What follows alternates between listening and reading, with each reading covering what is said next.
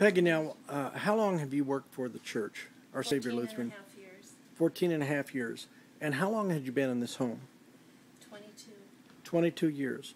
And what you've been told is that not only does it have to be remediated, but it's going to have to sit for a while so that the everything can dry in. Exactly. So you have to dry the home in and have a furnace running this winter when you're not exactly positive you're going to be able to rebuild it. Is that correct? We're told we can rebuild it, but you know, nothing's for certain. They're not telling us where any of the greenways are going to be, and they said, being they were able to save Perkett School, which is a block north of me, that they don't believe this is going to be a green zone because they want families with children living in the area. And if they do a green zone, it's not going to be. Okay. And how long have you been told it'll be before they make those decisions on the green zones? You know, I don't even know for sure. They're saying maybe by the end of the year. I don't know. It's making it really hard for, as homeowners, to make decisions of how much you should even do. So this year you will be living, or you could be living, in the FEMA trailer they've now placed on the front of your property. Yes. What size is that trailer? Well, it's 12 by 36, the living area. They call it 12 by 40 with the tongue. So 12 by 36. Yes. Who's still living at home with you? Just my husband and I at this point. We did have my mother-in-law with us.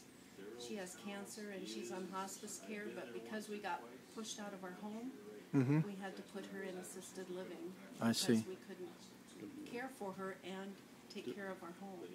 So you're doing this insulation remediation yourself, Yes. and that involves pulling down the panels, but also cleaning up the blown insulation. If it was just taking down the fiberglass, that would be easy. It's that blown-in insulation that is absolutely miserable. Oh, terrible. I wouldn't even want to be doing it. In fact, I don't even want to be in here while you're doing it. No, it's a big mess. It really is. And the governmental agencies like FEMA or the state have been here on the scene from the very beginning.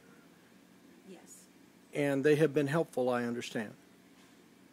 Yes, but there's not a whole lot they can do, I guess. Right, You know. there isn't. They come in and they inspected the home, and they told me they couldn't get into my basement at the time because it was still full of water up the stairs. And so they just did an evaluation on the main level, and they said on the main level I had $148,000 worth of damage. And you just had mentioned to us that all the wiring has to come out.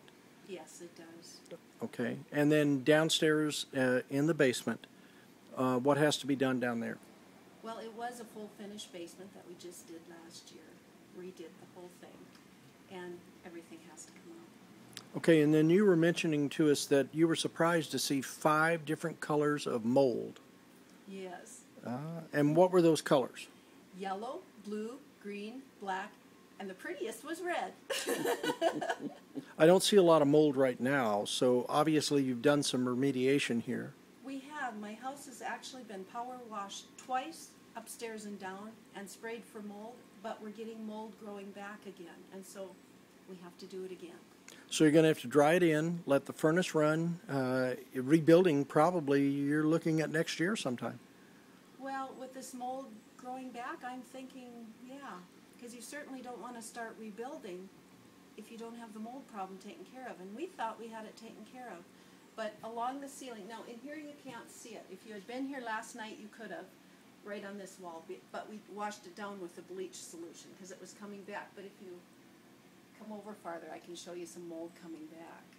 So you're getting some experience in how to take care of mold, how to take care of insulation, how to take care of cleaning up sheetrock and mud and water. More experience than I ever wanted to know. Well, thank you for giving us the opportunity to see your home and to listen to Thank you for what's coming. going on. We really appreciate it, Peggy. Thank you. May God bless you. Thank you.